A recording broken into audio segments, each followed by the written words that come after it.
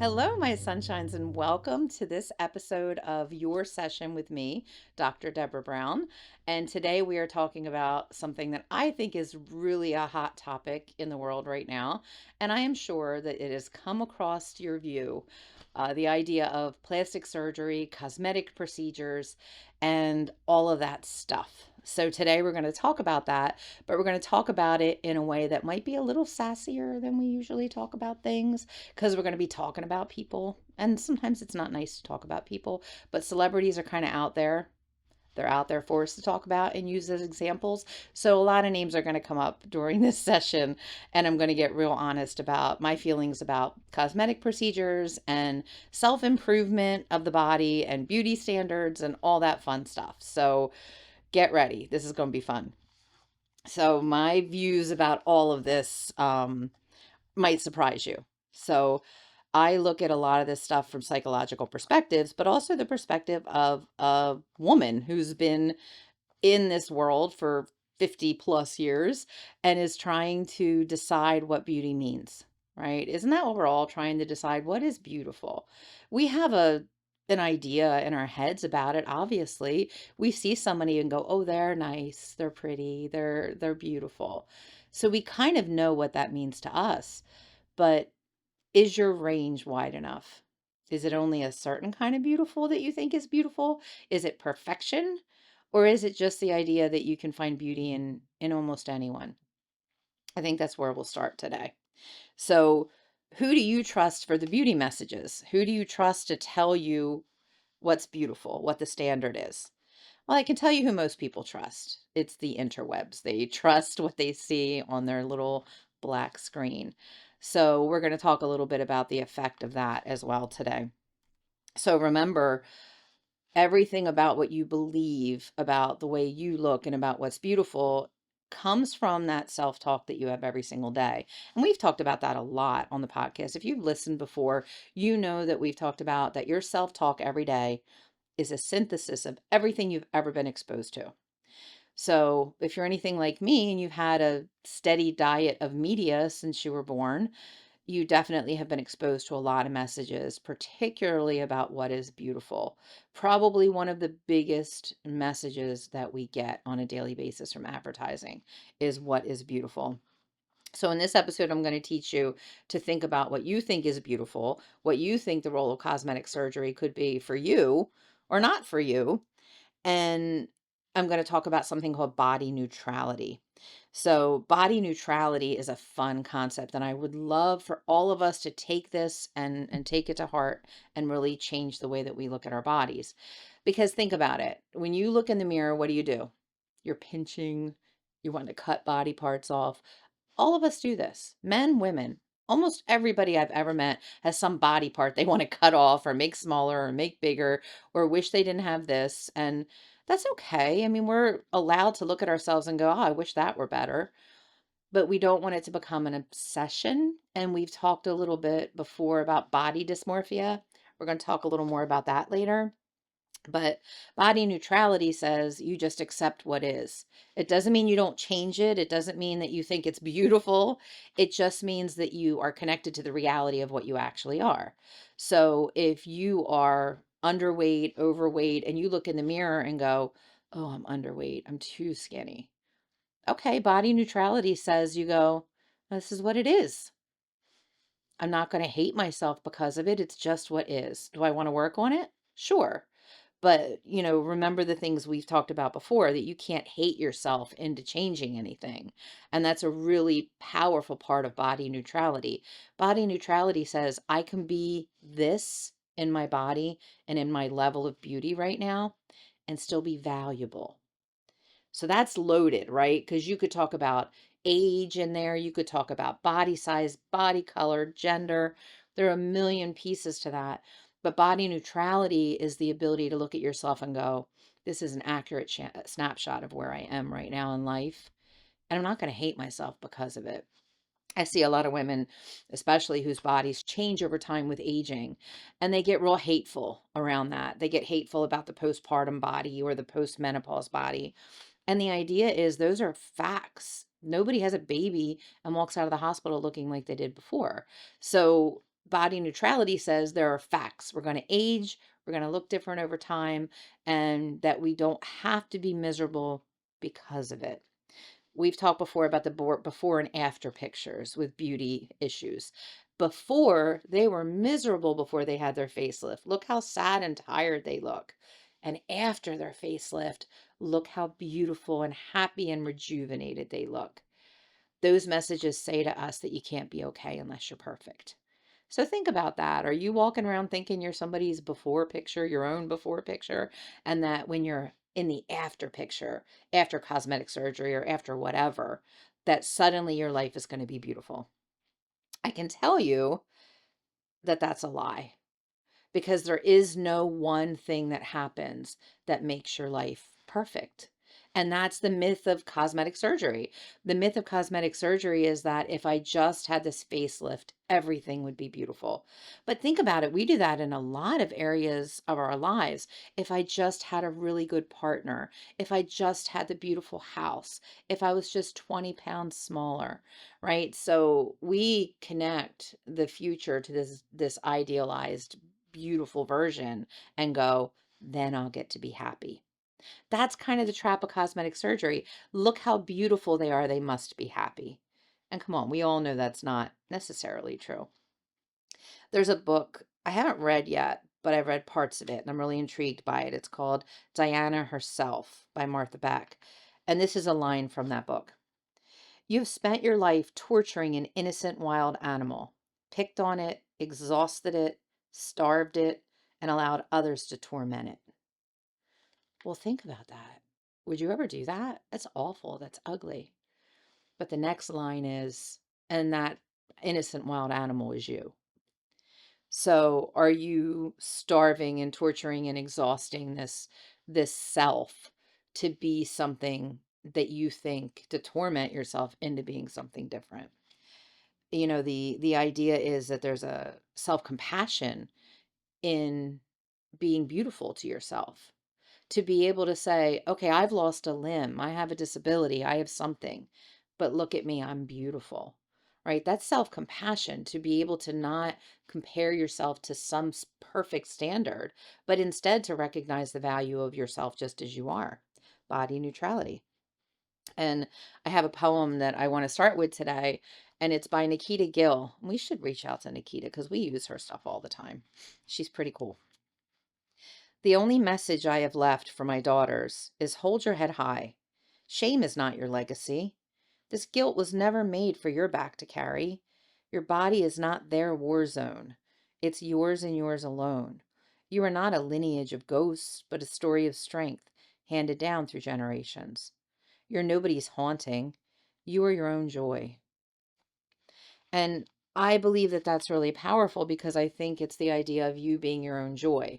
You're not waiting for somebody to come along and pick you and tell you that you're beautiful. That's something you have to decide and do. And we all have flaws.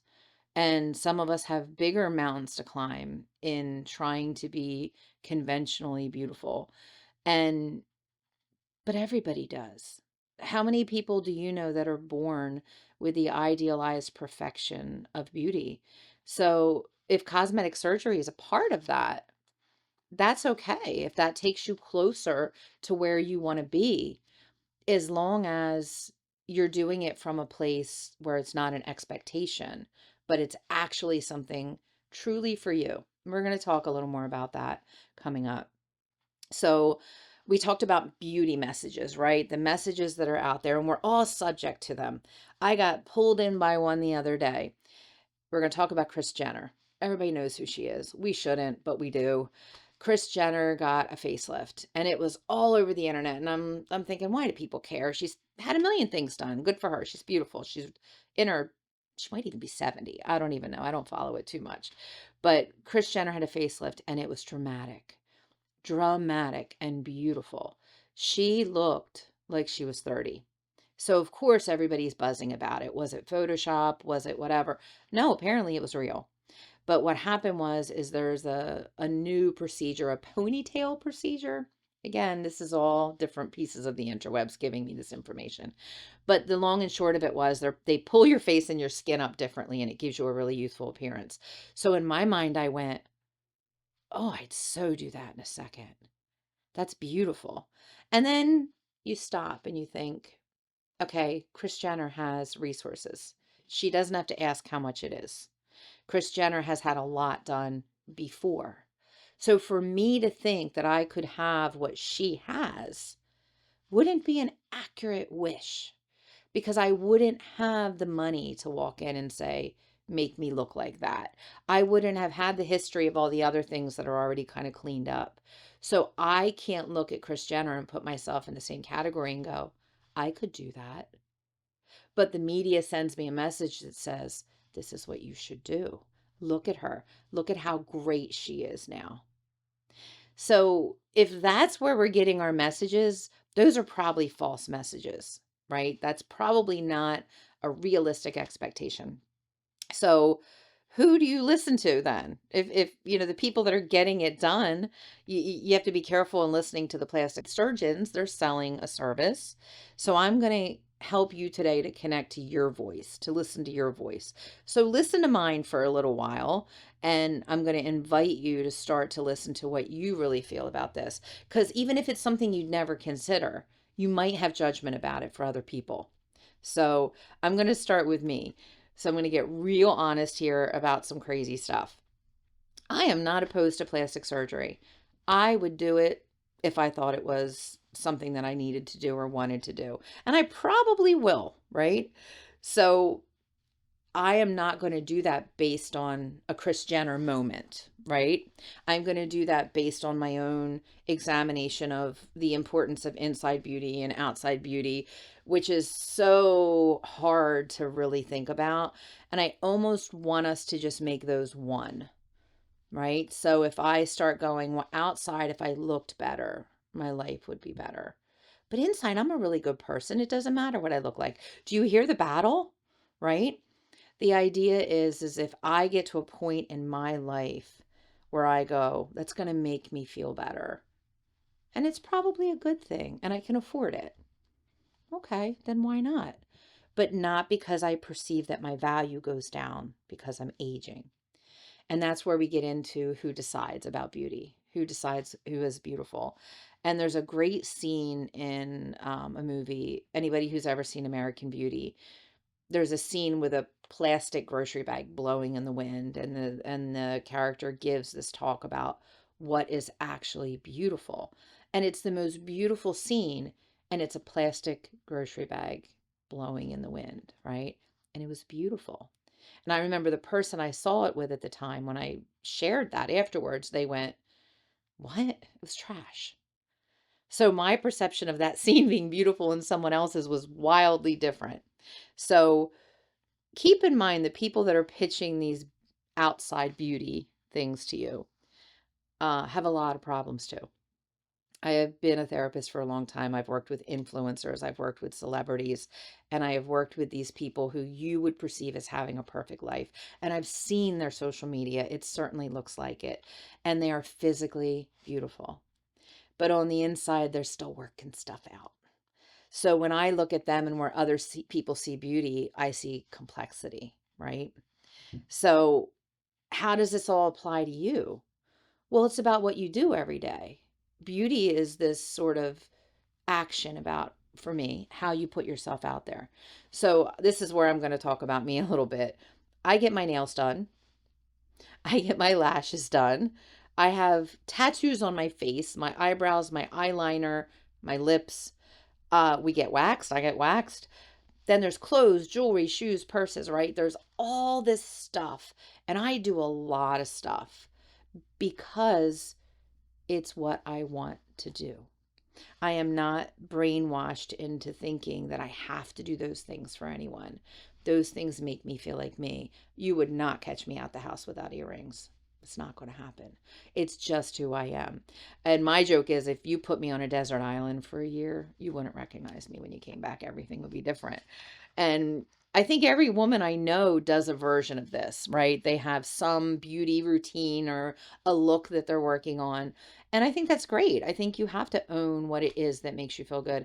I've had entire sessions with people, women and men over the years about clothes and how clothes are an outer representation of who they are and their identity. And if the clothes make them feel beautiful or not. And that's where it gets a little bit dangerous because feeling beautiful, we look at as something that you achieve. Look at me, I did all this today. Aren't I beautiful? Right? That's really kind of not good because when you wake up in the morning with your partner for the first time after a date, your date, not your partner yet, when you wake up with your person after a date and they see you without makeup, do you instantly feel inferior to the image that you presented? They're all you. It's all you. And the idea is that the you that you see and the you that they see is going to be different anyway. There are plenty of people out there that love women with full face of makeup and love women without wearing makeup. And you have no way of knowing that. So all you can do is be true to what you believe. Um, so is it vain to think that way, right? So I want us to get rid of the concept of vanity because vanity is such an ugly word. I think of vanity in the same way that I think of the word selfish, is that when people take time for themselves, people say that they're selfish. And I say they're self-interested. You got to be self-interested. You got to think about what's going on in you. I think vanity is the same thing. You have to pay attention to what you're wearing or how you look or what you feel about those things. And not because you're vain, but because you care. And it's okay to care. It's okay to care. It's just not okay to care in a way that's harmful to you. And one of the most harmful things I see is where people reduce things down to sort of sexualizing them. We see this with the whole Free the Nipple campaign, which I love. I think it's brilliant, where women were campaigning and protesting, and they were saying that women's nipples and men's nipples are the same, pretty much they look like the same thing, but we've sexualized a woman's body and not the man. So a man can be topless, but a woman cannot. And think about that fundamentally, right? The message there is put those things away. They are sexual objects. But yet for a man we don't do that. And it's just so strange. So with the blurring of gender, which I'm enjoying, everything about being male or female, a lot of those lines are kind of blurring and it puts people in this place of what are we sexualizing and why? So make sure you're not looking at yourself that way in a way where you're reducing yourself down to, am I sexually attractive? Am I sexually viable? And that's dangerous. I see it with both men and women. And I think that a lot of men struggle with dating later in life with body image for the very first time because they've never had to view themselves as sexually viable, right? So they sexualize themselves and go, I'm not sexy enough to get a woman. And I can tell you, a lot of us out there that were looking, were not real concerned if someone had a dad bod. It wasn't such a deal breaker. It's interesting how we view ourselves in that way. My dear friend Valerie used to do this wonderful thing, and she'd call it the ooh game. And it was where you get ready to go out and you change your outfit 46 times and then you have a pile of clothes on the floor. And then you get home and Valerie would say, "Oh, I see we played the ooh game today." And we all play the ooh game. You put something on and you go, "Ew." And then you put something else on and you go, "Ew." And then you have a pile of clothes. Is the problem the clothes? Okay. You're going to say, "Okay, the problem is my body and the way I look in it." Okay, then find what looks good, find what makes you feel good, find what your version of beauty is. Because I can tell you that there are certain things you're never going to be able to wear that you're just never going to like. So if you're playing the ooh game, be careful because when you finally do find the one that you want to wear, you might have already kind of poisoned your mind against how you look, and you might go out and behave differently because of it. So this is where we start to talk about body positivity. Now, this is one you've heard. You might not have heard of body neutrality, but everybody's heard about body positivity and all the hashtags and all the things. And I love it. I think it was a great movement that started up a while ago, and social media really kind of pushed it forward. And body positivity is really just saying that I'm okay. Like, I don't have to be perfect to be okay. And it kind of mitigates the suffering that we get from not looking like whatever the American ideal is. So, body positivity has been a really good thing because it shows us all kinds of bodies and then shows us the beauty in all kinds of bodies. So, it normalizes the way we look at humans. So, instead of all the messages that say, this is the epitome of beauty, we get a whole bunch of different images. It's actually brilliant. And it does change the way that we look at ourselves. And I know for me, it was a great help. It really made me realize that there were bodies out there that looked like mine and that I could look at them and go, wow, they're really beautiful. And then you can look back at yourself and go, well, how are you any different than that? So I'm not some plus size hero. I'm not out here going to tell you that, I have it all together and I figured it all out. But I can tell you that a lot of the struggles I have are just these automatic thoughts of years of programming by the world that taught me what beauty was and what it wasn't. And I would guarantee you have some of those too. And I'm going to give you a recent example. I'm sure you've all seen Pam Anderson, right? She's on the runway or on the red carpets, and she's wearing beautiful gowns and gorgeous hair and zero makeup. And the first time I saw it, my initial reaction was, girl, you're so beautiful. You have this gorgeous dress on. Why is your face not done? And a minute later, I went, oh, I read the caption. And she said, I'm trying to challenge beauty and aging norms. And I thought, this is what she looks like. This is who she is. This is the real her. And that's not even about being brave. It's just about saying, like, stop pretending. Why is everybody pretending that we all walk around looking like this? If you've ever watched anybody get ready for the red carpet, it's insane, the tricks and the tape and the stuff that they do, and shoes they can't even walk on by themselves, right? And I remember the first time I saw that, I saw someone helping someone who had stilettos on. And I was like, oh, I always get mad because I can't walk around in them, but they can't either. So it's all this fake stuff coming at you.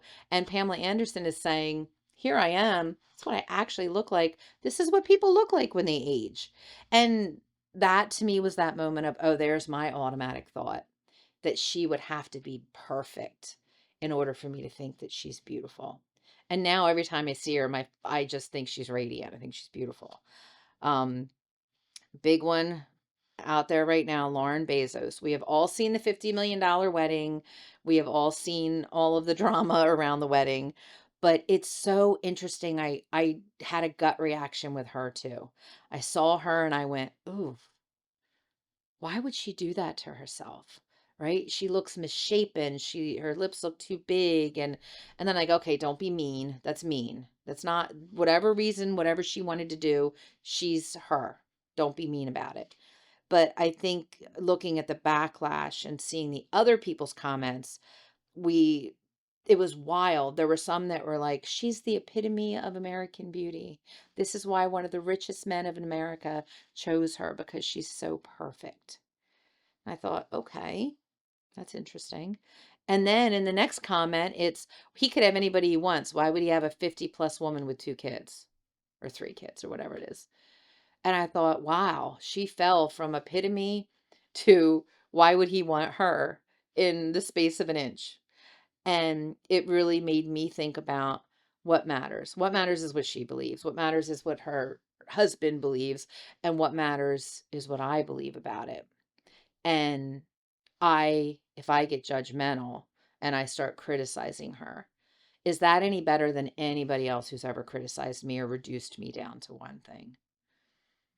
So we have to be careful because we want women to be perfect. The messages are be beautiful, be perfect, have the perfect waist and the perfect boobs. And yet she did it and we criticized her. So she couldn't win either way. And I didn't hear a lot of people talking about Jeff Bezos, her husband, who, if you look at the pictures of the little nerdy guy who sold books versus the Amazon magnate, he doesn't even look the same. Now, would you say he looks better? Sure. He looks stronger. He looks more vibrant. He looks healthy, but not for us to judge, and certainly not for us to be mean about, because then we're sort of jumping in with that bullying mentality around be perfect, but look a certain way about it. I read something about Love Island. I don't watch that stuff, but everybody's talking about it. And there's a 21-year-old girl on Love Island, and she was being ripped apart on the internet for all the plastic surgery that she had done at 21. And I'm thinking, this girl did it because she thought it would make her look her best. And it's interesting, when you get Botox when you're very young, it doesn't have the same necessarily good result as people who do it when they're older. And this is my opinion. And it's really because Botox is meant to fill a line or a wrinkle. And if you don't have line or wrinkles, all you're doing is changing the shape of your face. So when you change the shape of your face, you get perceived. There's this thing in us, in humans, where we perceive that something isn't as it should be. So we perceive it. And then what we associate it with is plastic surgery. And we usually associate that with older people. So this is why plastic surgery in your 20s can make you end up looking, or fillers can make you end up looking older, because you're misshaping your face in the way that's common to plastic surgery or fillers, but you're young. So it's an odd discrepancy. But interestingly enough, that person had said that she started getting fillers at 14. That one is one that I thought, okay, there's my line.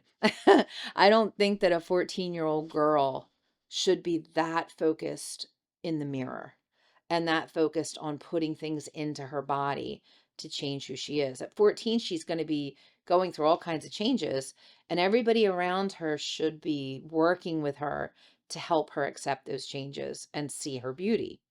And we have to be part of that community, right? This is where the change happens. We have to be able to look at that 14-year-old girl and remind her of what beauty really is and see it, so that she doesn't feel that she needs to go do something like that. Again, my opinion. But I think there are some body image heroes out there. There are some celebrities, I think, that are making changes and maybe doing it a little better. I think about Tess Holliday. And I love Tess Holliday. And she's big, big, big from a girl size standpoint, right? Good for her. She's beautiful. She's stunning. But she's at the top of the size charts for women. And Tess Holliday gets a lot of flack because she gets you're glamorizing obesity. Look at how terrible you look. And I think everybody that says those things wishes she would change so that she could be beautiful in an acceptable way. And her answer to that is F your beauty standards. And it's just such a powerful thing to think about, that this somebody who goes out and challenges what we all have accepted as beautiful without even doubting it. Um, Andy McDowell, one of my favorites too, in her 70s, full gray hair, got flack on the internet and said, I'm an old woman. I've been a young woman. I don't need to be a young woman anymore. Let me be an old woman. I have gray hair. That's what my real hair looks like. And then, I'm always going to go to Dolly, because Dolly Parton she's always got the right answer. And Dolly is one who has never denied plastic surgery. Never. Back in the day when nobody was talking about it, if people asked her, she told them. And she's also somebody who says it takes a lot of money to look this cheap, right? She puts a lot into her beauty and into the way that she is, but not because of anybody's expectations. She's certainly not doing it like anybody else. Most of us aren't wearing rhinestones, but it's really about the fact that she is more her with those things. That feels like a healthy beauty standard and a healthy beauty message. We don't all agree with her. We don't all want to look like her. I do. But most of us don't would look at Dolly and go, wow, she's a lot. But I don't think anybody judges her and goes, Well, it's not true. I don't think all of us judge her according to some other beauty standard. We go, oh, look at her. There she is. Right. So if we want to go into men for a little bit here, men have the same problems. Women have a different version of it, but now men are having some of the same concerns. But it's interesting, society doesn't kind of go at them as much. Men have heads, shoulders, knees, and toes. They have dad bods, or maybe they're a gym bro. But women have a ton of names for all of the things about them that they don't like. I wrote down some of them. It's saddlebags, childbearing hips, thunder thighs, chicken necks, cankles, mom bellies, and I could go on. And you've heard them all or said them all to yourself, potentially. Um, but we have a lot of names for all the things we don't like. And it's really now growing in men that men's rate of dissatisfaction with their body is going up. Rates of eating disorders in men are going up. Eventually we're going to equalize, and it's not a great thing. So if we have body neutrality, we can look at our ankles and go, yeah, I guess they're cankles. I don't love them. Can I do anything or can I not? And this is just me, and it doesn't mean less about me. So if you really don't like your cankles and you want to go get them fixed. But make sure that it's not this idea that when you do that, that your whole life changes because your ankles are smaller. Because it may change a little, but it's not going to change that much. So, what are the top cosmetic surgeries? Let's do it. Liposuction, number one. Number two, breast augmentation. Number three, tummy tuck. Number four, breast lift. And number five, eyelid surgeries, various. So, in America, 349,000 people got lipo last year in 2024. So it's pretty big. A lot of people are doing it, a lot more. It's not just for the rich or the uber rich or famous anymore. And minimally invasive procedures. This is fillers, Botox, that sort of thing. This number is going to blow your mind. 9,883,000 people last year. 9 million people got Botox or something like that. And it is becoming a lot more prevalent. Um, the top surgeries in men are breast reduction, lipo, and tummy tucks. So men are doing some of the same things that we're doing, and it's all about looking more acceptable, right? So the scary statistic in all of that, which I didn't love, was that people between the ages of 20 and 29 have increased their plastic surgery use and their minimally invasive material use astronomically. And the one thing that's trending are facelifts. And a facelift in your 20s. Can you imagine that you would think that you need that, or that you would have to have that? Um, the other thing that's rising is the use of fillers. And we talked a little bit about that earlier. You have to be careful when you're younger. You have to make sure you go to somebody you trust so that you don't end up looking lumpy bumpy. But these things are very normalized in younger populations now. And there are a lot of reasons why, and we're going to go into that. But first, we're going to talk about the American Society of Plastic Surgeons.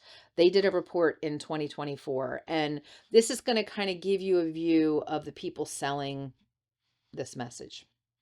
They said that the demand for aesthetic health contributes to an overall better mental mindset and physical health. No matter what the economy, people want to look and feel their best so they feel prepared to face the challenges of everyday life.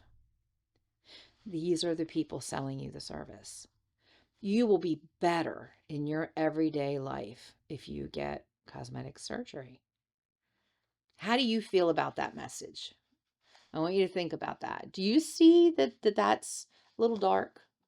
Because the message to the little girl with the crooked teeth or the crooked nose is that her life can't be as good as other people because she doesn't look like them.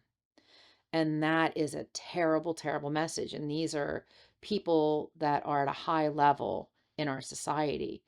They're not just doing the surgery, they're selling the surgery. And they're not just selling it to you and me. Little girls are there in the media too. Little boys are there in the media. The little boy who is taught that you have to be super tall to be attractive or valuable as a man and is seeing those messages doesn't even have the out of cosmetic surgery, just has to know that he'll be less because he's shorter, right? So the people that are giving the messages matter because these are authorities. They also said minimally invasive treatments as part of a self-care regimen and as affordable luxury are rising. Affordable luxury. Oh, what does that say? I thought of like a boat. You can buy this boat. It's affordable luxury. Only the rich people have it. Your face is affordable luxury. So that I'm kind of torn on because if you think about it, a lot of the things that we do feel a little luxurious. I never ever don't feel luxurious getting my nails done. I always go, I am so lucky to be able to do this because there was a time in my life I could not afford to do this. Feels luxurious. I get that. So are we putting procedures in the same boat as hair, as nails? And that's the one I want you to think about. Is that wrong or right? And I'm almost a little divided on that too. Um, when we normalize nails, that's okay because people that don't have them don't have to feel less than. It's just nails, right? But when we normalize something that's about saying that you have to look a certain way in order to be engaging in self-care, that why are you not taking care of yourself? You need to get your face done. That's where we get a little sketchy, right? So, affordable luxury. Only the best people can be beautiful. That's the one I don't love because it's also confusing. And we've talked before about Kardashians, you know how I feel, is that they're sending messages that say that this is how you look. But they really are in a place of luxury. They can get cosmetic procedures and they can get all of this stuff done by the best people over and over again. And most of us can't. So if we look at them and aspire to that, we may never reach it. And that's where it gets painful for us. If only I had money, I could have a good life. Plenty of people don't have money, don't have luxury, and have happy lives. So if we make beauty synonymous with being able to achieve it because of money, most of us are never going to get there. We're probably never going to be able to afford the Kris Jenner facelift. And we have to be okay anyway. So plastic surgery has been here for a very long time. And it's not a bad thing. Um, but it is becoming more widespread, which is why we have to talk about it. Marilyn Monroe had a chin implant. It was made of cow cartilage, by the way, which is a little weird, but it's what they had back then. So it's been around a long time, and plastic surgeons aren't all bad guys. They're fixing cleft palates and dog bites and, pinning little kids' ears back so they don't get picked on in school. And these are not bad guys, but they're all, and girls, but they're all in the world that we're in selling a product to you along with the media and everyone else. And I think that their message of younger people doing this to fight off signs of visible aging was what they said. What's wrong with aging? That's part of this whole conversation. What's wrong with aging? What's wrong with Pamela Anderson looking like she's 60 because she is around there? um, we're sending a message that as you age, that your value goes down. And that's the message I want you to think about. Do you treat people differently or give them less credibility if they're less beautiful or if they're older, traditionally beautiful, whatever that is? Do you give less value to other people? And you might go, no, of course I don't. Okay, great. But what about you?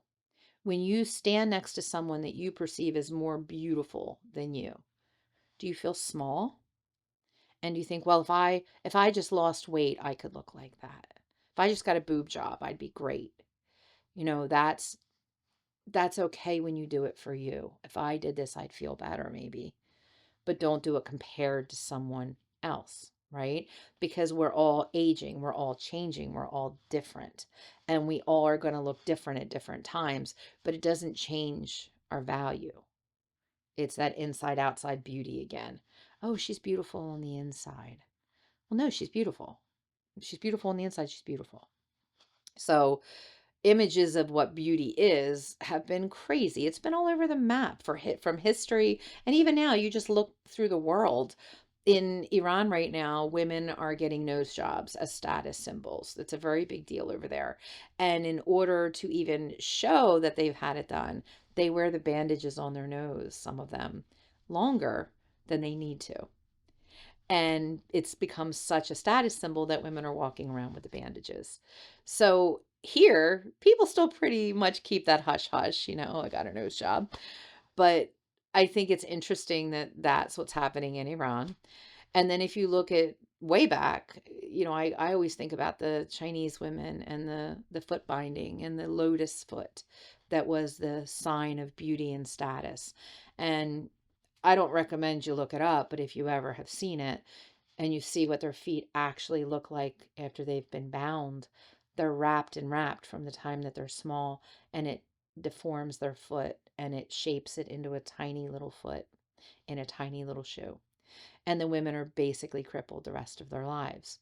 But it was about beauty and status. And we can look at that and go, that's insane. Why would anybody do that? But to them, they normalized it. And that's always the danger of getting caught up in a beauty standard, is that all of a sudden everybody's doing it. And all of a sudden it's harmful and we don't see that part anymore. Japan right now, there's a big hierarchy around skin color.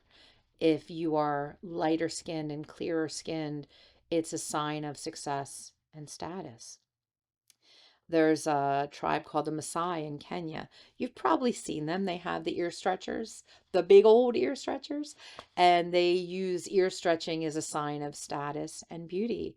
So we would look at that picture and go, whoa, she has this big thing here, and we might be taken aback by it. But the men or the partners or the people in general in Kenya are looking at that and going, wow, she's really beautiful. It's arbitrary. That makes sense for them, not for us. In Mauritania in Africa, there's a culture that they fatten their women up in adolescence. They feed them as much as 16,000 calories a day because they want them to be marriageable. And men prefer larger women because it's a sign of status in their culture. So there are all these different perspectives before and now about what's beautiful. So beauty is kind of relative to where you are and what time frame it is. And I always joke that I would have been good back in the day with like Rubens and Caravaggio, where they painted these lush, plush women. And you can look it up. Rubens has one called Woman Before a Mirror, 1613, I think it's from. And she looks kind of like me. And it's so funny because you don't always see yourself represented out there in the media when you're a certain size or you look different. And I think that it was just this vision of this time that women that were bigger were beautiful, right? So if you exist at a certain time, a flaw is not a flaw. But if you exist now, it's a flaw. There's a lot of talk now about, with all the GLP weight loss, about how women in Hollywood are getting very, very thin again. And it harkens back to the 90s where that was a sign of beauty. It was the heroin chic stuff. And a lot of people who are normal sized are starting to really speak about that and go, what's happening? Why is this happening again? So we'd have to be able to examine in that, are people perceiving themselves as flawed unless they look a certain way? And if they are, then what are they doing about that? And is what they're doing harmful or helpful? Are GLPs great for losing weight? Absolutely. Oprah.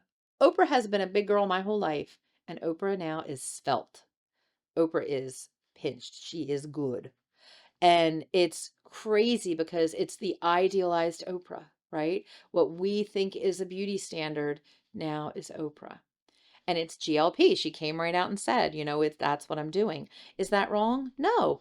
Clearly, this is probably what she's always wanted.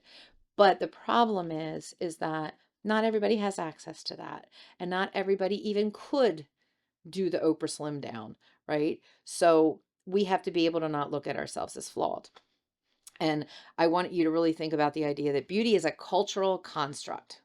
Beauty is about where you are and what time it is and in history, and it's all relative. And I could take you and plop you down in another country and make you super hot and beautiful, and take you to another country, and people would look at you like you were the ugliest thing ever. So it's all relative. So why are you going to fight it? Why are you going to try to sit and worry about, am I beautiful? Am I looking like a Kardashian? When in the end, it's only really relative to your own life day to day.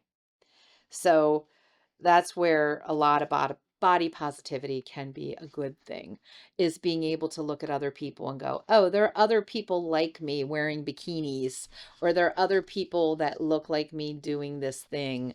And it reminds us that there are other people like us instead of the images that we just see all the time.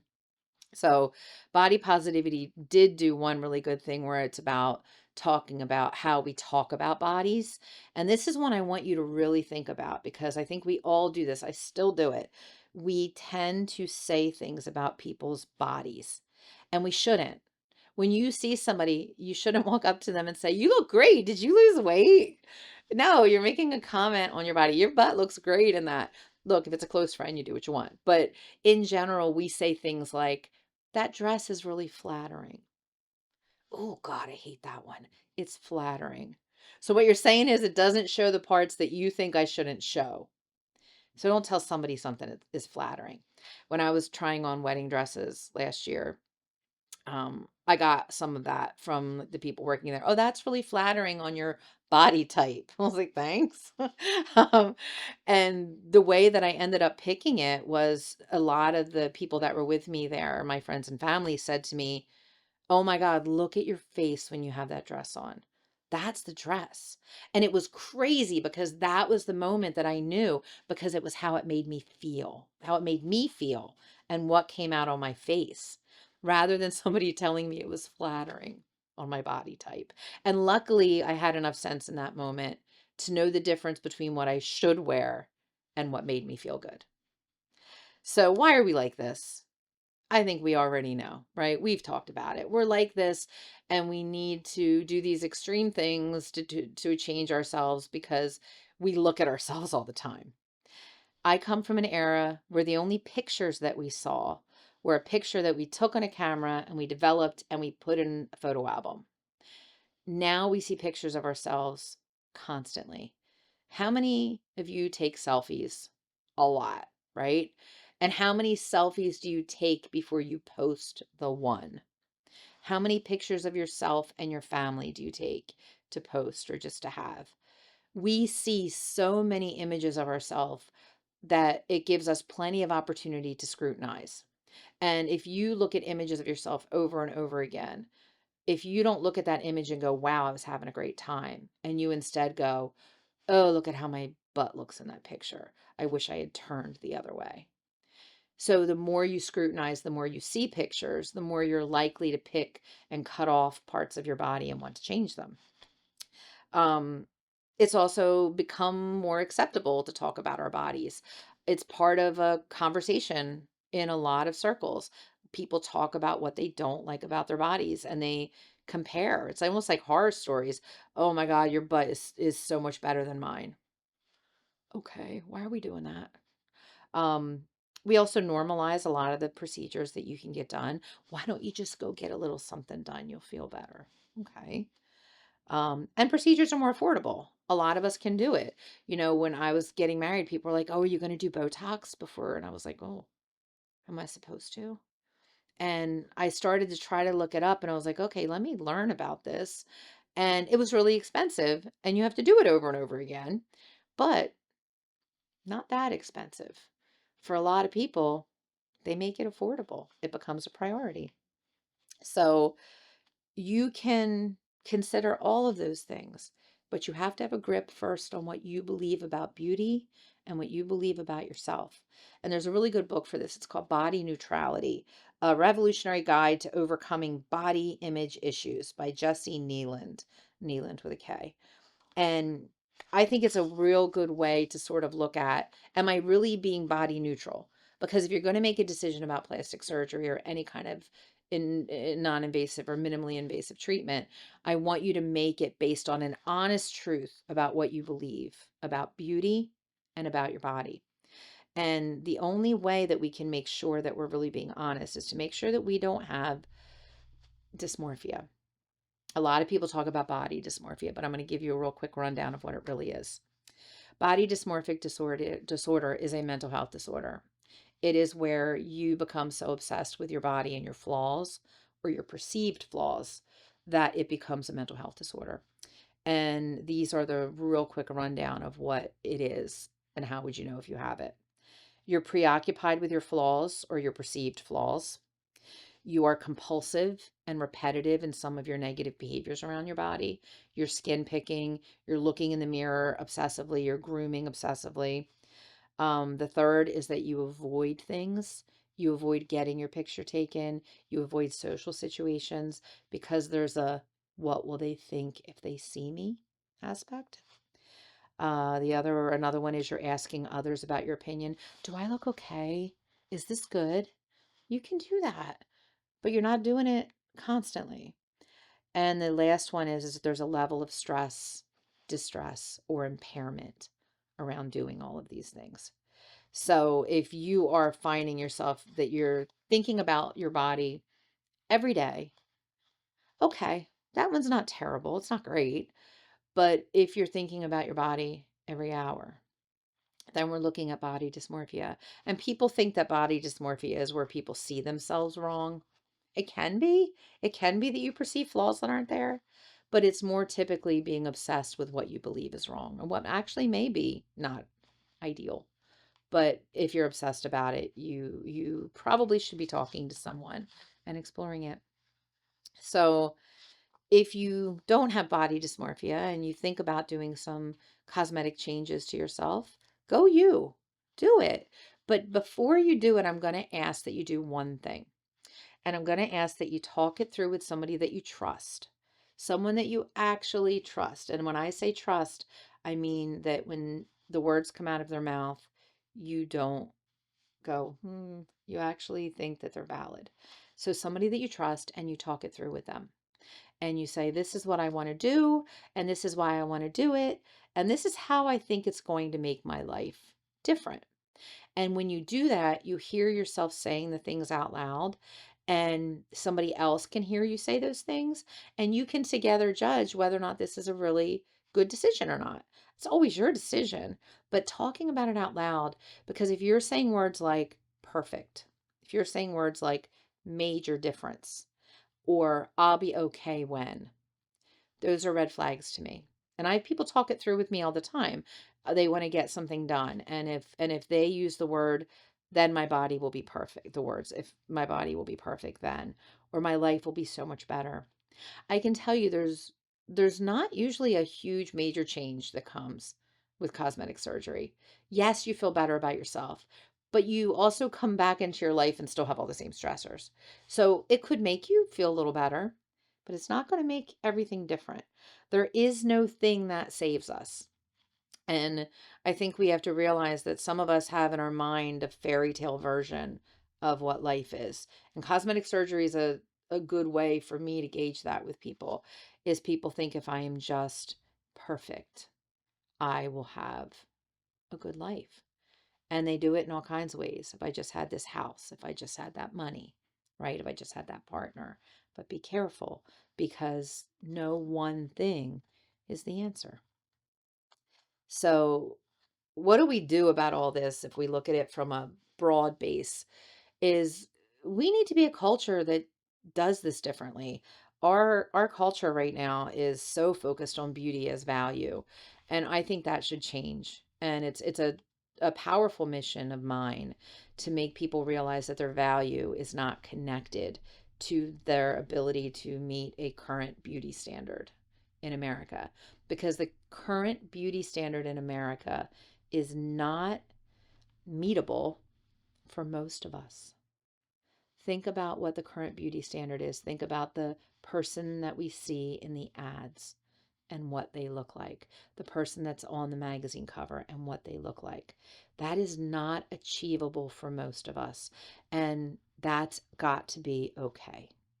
It's got to be accepted that it's not achievable and that you're not settling for a secondary, not great life, but that you are beautiful and valuable in the circle that you actually exist in, not in some idealized version of what it's going to be like when you're beautiful. So we have to be celebrated for the right reasons. There's something called the halo effect, and this is where people are given credence and credibility because they are beautiful. And the halo effect is everywhere. Instantly, people who are beautiful are assigned more value. They are more marketable. They are more sellable. But that's the wrong message. And we're the ones that perpetuate it. It starts with us. It starts with the way that we talk to ourselves and the way that we view ourselves and our own beauty. That's where it starts. And then it branches out to our friend groups, right? Are we sitting around looking at Pamela Anderson together and saying, girl, put some makeup on? Or are we going, good for her. We're all going to age, right? She's doing it great. Good for her. It then goes to our kids and then the messages that our kids see. And eating disorders are often correlated with the views. Eating disorders in children are correlated very often with the views of the mother and the views that the mother has of beauty and body. We're sending these messages anyway. Let's pay attention. You get an extra bonus poem today. It's a short one, but this one I think is perfect for what we're talking about. We're all going to die, all of us. What a circus. That alone should make us love each other, but it doesn't. We are terrorized and flattened by trivialities. We are eaten up by nothing. Charles Bukowski, I love him. He's got a great approach. But what he's saying is that what are we doing here? Why are we focusing so hard on things that are a circus, right?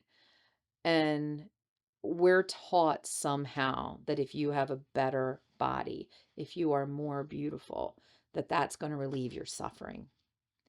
And that our best selves are only possible when our physical beauty is at its maximum. And I don't want you waiting forever to do a thing to get to your best body and stopping your life until you have the body that you want or the beauty standard met. Because I can promise you, as soon as you get there, it's going to start slipping. You are going to age. Age is a fact of life. It's a gift. It's a reward. Yeah, I'm going to fight it. A lot of us are, but it's still a truth. If you don't decide what beauty is, somebody's going to decide it for you. The plastic surgeons. What about those guys that decided that the Chinese foot looked better when it was mangled and tiny? If you don't decide, other people decide for you. Be body neutral. Love your flaws, not as flaws, not despite things about you. You don't have to look at your stretch marks and go, oh, I love these. But you still have to look at yourself and not use them as something you subtract from your value. So, my sunshines, you do not have to be perfect to be beautiful. I am sure that each one of you is incredibly beautiful in a way that may not be the way that you've been sold. So, until next time, I want you to really think about that. And I want you to be the change. Be the change we want to see. All right. So, until then, bye.